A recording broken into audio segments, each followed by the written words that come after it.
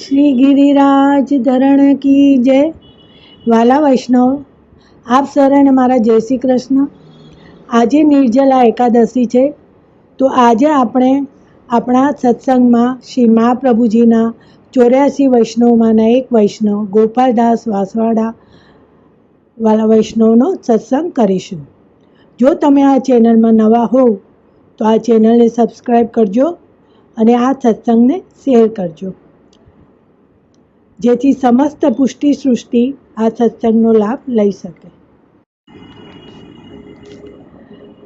શ્રી ગોપાલદાસ વાસવાડા આચાર્ય શ્રી મહાપ્રભુજીના સેવક ગોપાલદાસ વાસવાડાના નિવાસી હતા. તેઓ વણિકનો વ્યવસાય કરતા. એક ક્ષત્રિયના ઘરે તેઓ જન્મ્યા હતા. તેમના જન્મ પહેલા 4 સંતાનો મૃત્યુ પામ્યા હતા. એટલે એમના પિતાએ એવી બાધા લીધી હતી કે આ પુત્ર જો જીવશે તો તીર્થરાજ પ્રયાગમાં એના વાળ ઉતરાવવાની વિધિ કરીશું. ગોપાલદાસની 11 વર્ષની ઉંમર થઈ ત્યાં સુધી તેમના પિતા મુંડન કરાવવા પ્રયાગ જઈ શક્યા નહીં. આમ ઘણો બધો સમય વીતી જશે એવું સમજી પોતાના ગુમાસ્તા અને ચાકર સાથે તેમને મુંડન કરવા મોકલી આપ્યા. ગોપાલદાસે ગંગા યમુનાના દર્શન કર્યા. તેમનામાં સદબુદ્ધિ આવી. તે ગુમાસ્તા અને ચાકરને કહેવા લાગ્યા, હું અહીં વાળ નહીં મુંડાવું. આ તીર્થક્ષેત્રથી 5 કોસ દૂર જઈને જ મુંડન કરાવીશ. આ રસરૂપ જળમાં આવા વાળ ન ખાવી શું મને નર્કમાં મોકલવો છે? ગોપાલદાસને ઘણા સમજાવ્યા, પણ એ મક્કમ જ રહ્યા. છેવટે ગંગાજીથી 5 કોસ દૂર જઈને મુંડન કરાવ્યું. પછી સ્નાન કરી ફરી પ્રયાગ આવ્યા. ત્યાં સ્નાન આદિ કરી દાન પુણ્ય કરી શ્રી યમુનાજી અને શ્રી ગંગાજીની પૂજા, દૂધ, અર્ગજા, માલા, ચંદન, અક્ષતથી પૂજન કરી 5 રાત્રિ ત્યાં રહ્યા. ગોપાલદાસ ત્રિવેણીમાં આવી પૂજન કરી રહ્યા હતા ત્યાં શ્રી મહાપ્રભુજી તેમની પાસે પધાર્યા. શ્રી મહાપ્રભુજી પણ ત્યાં ત્રિવેણી સ્નાન માટે પધાર્યા હતા. શ્રી મહાપ્રભુજીએ ત્રિવેણીમાંથી 1 અંજલિ ભરીને ગોપાલદાસ પર નાખ્યું. તે સાથે જ તેમને પોતાના અને શ્રી મહાપ્રભુજીના સ્વરૂપનું જ્ઞાન થયું. પોતાને શરણમાં લેવા શ્રી વલ્લભને દીનતાપૂર્વક વિજ્ઞપ્તિ કરી. શ્રી વલ્લભે ત્યાં ત્રિવેણીના જળમાં જ ગોપાલદાસને નામ નિવેદન કરાવ્યું અને તેમના હૃદયમાં માર્ગનો સિદ્ધાંત સ્થાપિત કરી દીધો. વૈશ્વાનર સ્વરૂપ શ્રી વલ્લભ મહાપ્રભુજીને અને તેમના કૃપાપાત્ર ભગવદીય ગોપાલદાસને આપણે દંડવત કરીએ. પછીથી ગોપાલદાસનું સગપણ થયું અને લગ્ન પણ થયું, પણ સંસારમાં ઘરમાં કોઈના હાથનું જળ પણ ન લે. પછી ગોપાલદાસે પિતાને કહ્યું કે જો તમે શ્રી આચાર્યજીના સેવક થાવ તો સારું, નહીં તો હું સ્ત્રીને સેવક કરાવીશ. માતા પિતાએ કહ્યું કે અમે તો સેવક નહીં થઈએ. પછી ગોપાલદાસે સ્ત્રીને કહ્યું કે તું સેવક થા. મા બાપનું જ્ઞાતિનું ખાનપાન છોડે તો મારે ને તારે બને. તો સ્ત્રીએ કહ્યું કે હું તો સેવક તો થઈશ, પરંતુ માતા પિતાના ખાનપાન તો હું નહીં છોડું. ત્યારે ગોપાલદાસે મનમાં વિચાર્યું કે શ્રી આચાર્યજીની સેવક તો કરાવું. ઉત્તમ જીવ હશે તો આપમેળે જ બધા ધર્મ સિદ્ધ થશે. ત્યારે ગાડી પર સ્ત્રીને બેસાડી વાસવાડાથી નીકળ્યા. તે કેટલાક દિવસમાં તેઓ પ્રયાગ આવ્યા. પછી અડેલ આવી શ્રી આચાર્યજીને દંડવત કરી વિનંતી કરી કે મહારાજ, મારા માતા પિતા તો સેવક ન થયા, ઘણું કહ્યું, આ સ્ત્રીને સાથે લાવ્યો છું, તો તેનું નામ નિવેદન કરાવી અને કૃપા કરો. શ્રી આચાર્યજીએ કહ્યું કે આ તારી સ્ત્રી પુષ્ટિજીવ નથી, તેથી નિવેદન ન કરાવ, એનાથી બનશે નહીં. એ જ્યાં ત્યાં ખાશે, વળી નામ સંભળાવી દઈશું. તારા સંબંધથી તારા માતા પિતા સ્ત્રીનો ઉદ્ધાર થશે, લીલા સંબંધ નહીં થાય. ત્યારે ગોપાલદાસે કહ્યું કે કૃપા કરી નામ જ સંભળાવો. પછી આચાર્યજીએ શ્રી ગોપાલદાસની સ્ત્રીને નામ નિવેદન કરાવ્યું. ગોપાલદાસ કેટલાક દિવસ શ્રી આચાર્યજી પાસે રહીને પછી વિદાય થઈ વાસવાળા પોતાને ઘેર આવ્યા અને ભગવત સેવા કરવા લાગ્યા. હવે એમનો એક વાર્તા પ્રસંગ છે કે ગોપાલદાસે પોતાના ઘરના દરવાજા પાસે માર્ગમાં મળનારા માટે એક વિશ્રામ સ્થળ કરી રાખ્યું. હવે એમને વિશ્રામ સ્થળ કર્યું હતું, ધર્મશાળા બંધાવી ન હતી કે જે બી અહીંયા આવે તે ત્યાં ઉતરે, આ વિશ્રામ સ્થળમાં ઉતરે. ગોપાલદાસે વિચાર્યું કે ગામમાં તો કોઈ એવો વૈષ્ણવ છે જ નહીં કે જેની સાથે ભગવત વાર્તા કરીએ, તેથી વિશ્રામ સ્થળ હશે તો કોઈ વૈષ્ણવ સાથે મેળાપ થશે. આ મનોરથ વિચારી વિશ્રામ સ્થળ કર્યું. હવે એનો ભાવ એમ છે કે વિશ્રામ સ્થળને ધર્મશાળા ન કહી, એથી કે ધર્મશાળા બનાવવાનું પુણ્ય ખૂબ કયું છે અને પુણ્ય ફળનો મનોરથ થાય તો પુષ્ટિ માર્ગીય માટે પણ એ બાધક છે. કારણ કે પુષ્ટિ માર્ગમાં કોઈ બી વસ્તુની અપેક્ષા હોતી નથી. માર્ગેથી નીકળનારા ત્યાં આવી ઉતરતા. સાંજે એ સ્થળે ગોપાલદાસ જતા. જે ઉતર્યા હોય તેમને પૂછતા, તેમાં જો કોઈ ભૂખ્યો હોય તો તેને ખાવાનું આપતા. કોઈ વૈષ્ણવ હોય તે પોતાને ઘેર લાવી પ્રીતિથી મહાપ્રસાદ તેમને લેવડાવતા. 2-4 દિવસ રાખતા. ખર્ચી ન હોય તેને તેઓ ખર્ચી આપતા. આમ કરતાં એક દિવસ પદ્મારાવળ સાચોરા બ્રાહ્મણ આવી નીકળ્યા. ગોપાલદાસે એમને પૂછ્યું કે તમે કોણ છો અને ક્યાંથી આવો છો અને ક્યાં જશો? તો પદ્મારાવળે કહ્યું કે અમે સાચોરા બ્રાહ્મણ છીએ, અમને શ્રી રણછોડજીના દર્શન પર પ્રીતિ છે. અમારો જજમાન માવજી પટેલ ઉજ્જૈનમાં છે, એમની પાસેથી ખર્ચી લઈ દ્વારકા જઈ શ્રી રણછોડજીના દર્શન કરું છું. જ્યારે ખર્ચી ઘટે છે ત્યારે ફરી ઉજ્જૈન જઈ માવજી પટેલ પાસે ખર્ચી લઈ દ્વારકા જઈને દર્શન કરું છું. ગોપાલદાસે પદ્મારાવળના આ વચન સાંભળીને દેવીજી જાણવાથી વાત આગળ ચલાવી કે જેવી લગન આની રણછોડરાયજીમાં છે એવી જો શ્રી આચાર્યજીમાં થાય તો બ્રાહ્મણનું કામ થઈ જાય. એ વિચારીને ગોપાલદાસે પદ્મારાવળને કહ્યું કે તમારી સાથે શું રણછોડરાયજી ક્યારેય બોલે છે, વાતો કરે છે?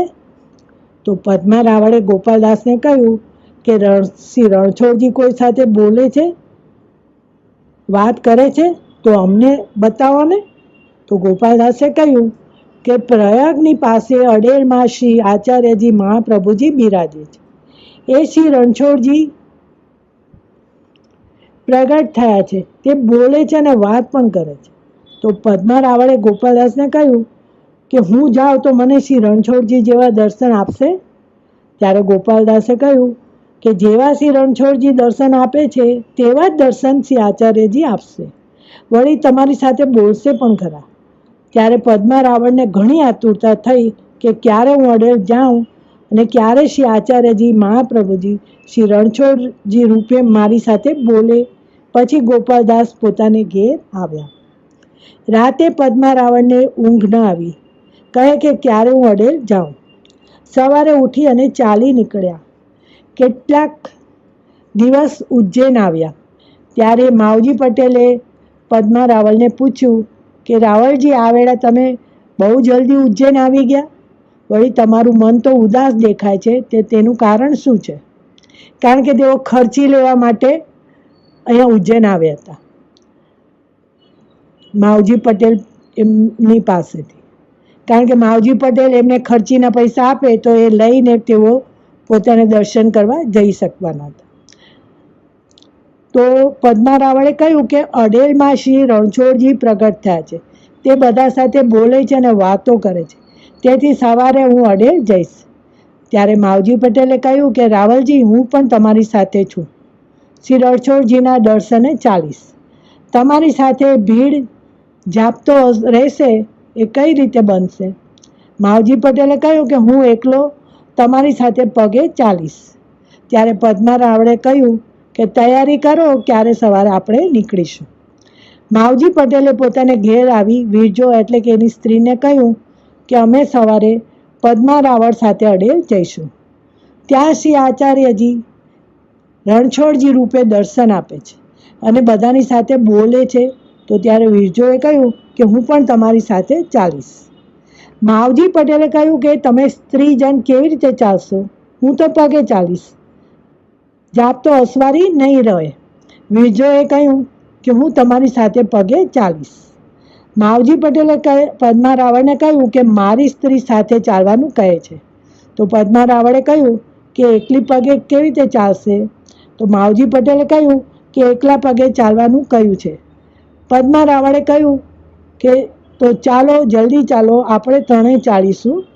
માવજી પટેલે આવી તૈયારી ઘરમાં કરી. રખેવાળને ઘરમાં રાખી બિરજોને સાથે લઈને આવ્યા અને ત્રણેય જણા અડેલ જવા નીકળ્યા. પછી 4-5 માણસો સાથે લીધા. તે પ્રયાગમાં આવ્યા ત્યારે સામે પાર અડેલનું દર્શન થયું. ત્રણેય જણને એવી આતુરતા થઈ કે શ્રી યમુનાજીમાં થઈને પાર જઈએ. એટલામાં શ્રી આચાર્યજી મહાપ્રભુજી ની મધ્યાહન સંધ્યા કરવા માટે શ્રી યમુનાજીના કાંઠે પધાર્યા. સામે પાર પદ્મા રાવળ માવજી પટેલ વિરજોને અતિ આતુર જોઈને એક વૈષ્ણવને કહ્યું કે નાવ લઈને જલ્દી પાર જાઓ. પદ્મા રાવળ સાચોરા બ્રાહ્મણ અને માવજી પટેલ વિરજોને બેસાડીને લઈ આવો. ત્રણેય જણને કહેજો કે શ્રી રણછોડજીએ નાવ મોકલી છે, જલ્દી ચાલો. પહેલા વૈષ્ણવે નાવ લઈને પાર જઈને પૂછ્યું કે પદ્મા રાવળ, માવજી પટેલ અને બિરજો કોનું નામ છે? ત્યારે આ ત્રણેય કહ્યું કે અમારું નામ છે. વૈષ્ણવે કહ્યું કે શ્રી રણછોડજીએ તમારા માટે નાવ મોકલી છે, તેથી જલ્દી બેસીને ચાલો. ત્યારે એ ત્રણેય જણા ખૂબ પ્રસન્ન થયા કે શ્રી રણછોડજી સાચે જ પ્રગટ થયા છે. અમને આવતા હજી વાર નથી થઈ ત્યાં તો અમારું નામ લઈને બોલાવ્યા અને નાવ પણ મોકલી. તેથી અત્યંત આતુરતાથી નાવ પર બેસીને પાર આવ્યા અને જઈને શ્રી આચાર્યજીના દર્શન કર્યા.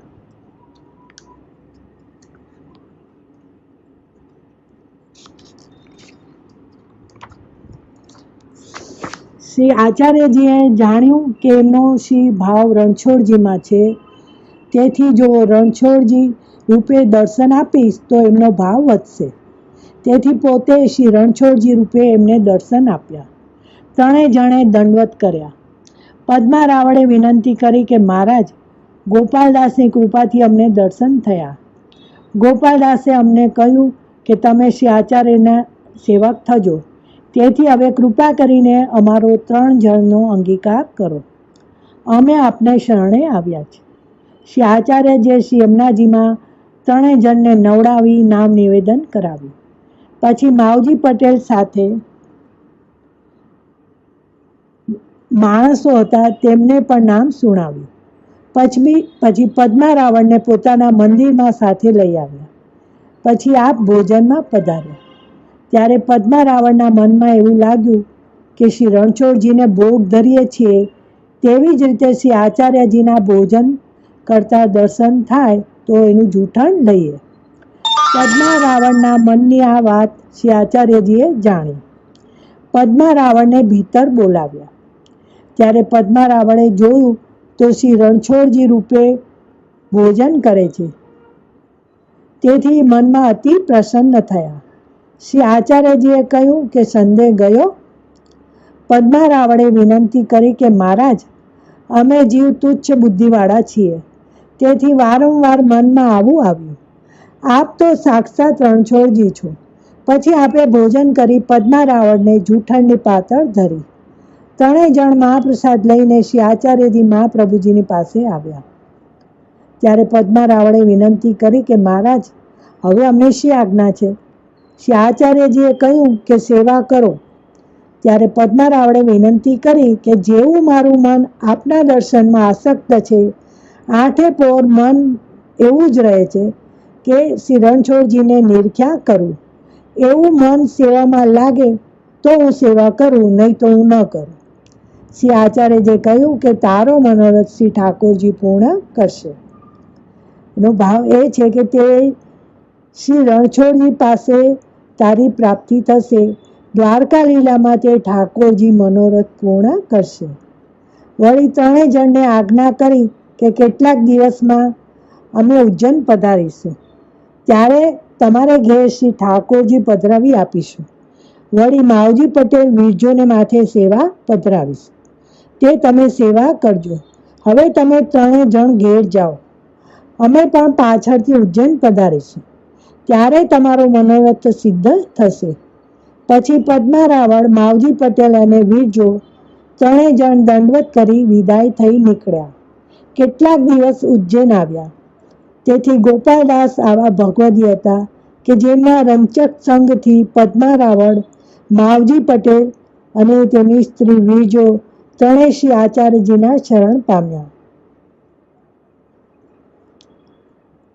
એટલે એમ કહે છે કે શ્રી ગોપાલદાસની વાર્તાનો આપણે ક્યાં સુધી ભાવ કહીએ કે જેમને શ્રી આચાર્યજીમાં દ્રઢ વિશ્વાસ હતો. આજનો સત્સંગ શ્રી ઠાકોરજીના ચરણોમાં સમર્પિત. બોલો શ્રી વલ્લભાધીશ કી જય.